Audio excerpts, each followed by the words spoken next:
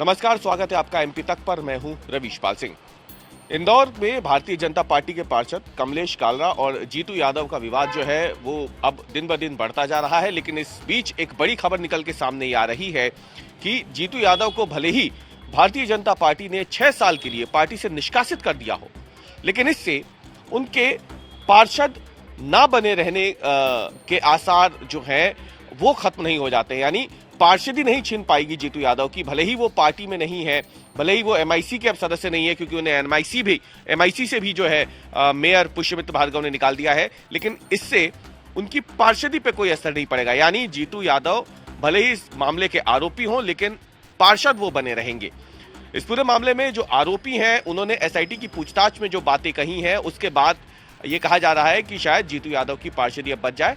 जो कानून के जानकार है वो भी ये मान रहे हैं कि दरअसल एमआईसी के सदस्य ना होना या फिर किसी पार्टी से ना जुड़ा होना ये पार्षदी छीनने का अधिकार नहीं बन सकता है। और इसीलिए जब कभी किसी पार्षद की पार्षदी को छीनना होता है या उसको पार्षद पद से हटाना होता है तो इसके लिए करीब 75% पार्षदों को, यानी 1/3 पार्षदों को, जो सदन की संख्या होती है उसके 1/3 पार्षदों को एक प्रस्ताव पेश करना होता है। और ये प्रस्ताव एमआईसी से होता हुआ बाद में संभागायुक्त के पास जाता है।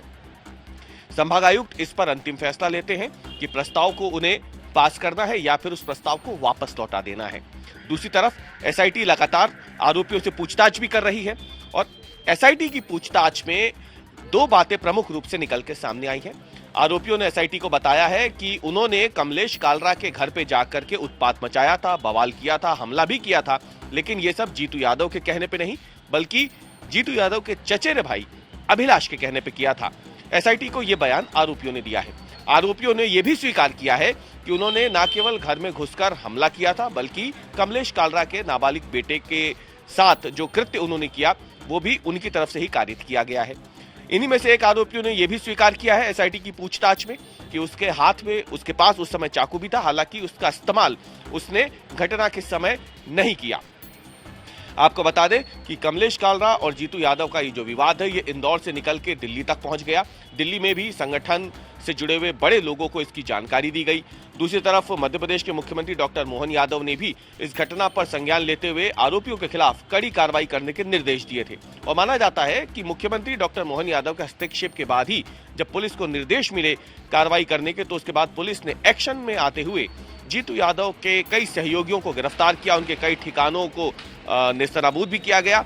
और इसके साथ ही जो है अगर देखा जाए तो इसमें पुलिस ने आरोपियों के खिलाफ कड़ी कार्रवाई करते हुए उनमें से कईयों को गिरफ्तार कर जेल भी भेज दिया। फिलहाल एसआईटी की पूछताछ इसमें चल रही है और माना जा रहा है कि इसमें पॉक्सो की धारा भी लगाई गई है और इसीलिए आरोपियों और जीतू यादव की मुश्किलें इसमें बढ़ती हुई जरूर दिख रही हैं।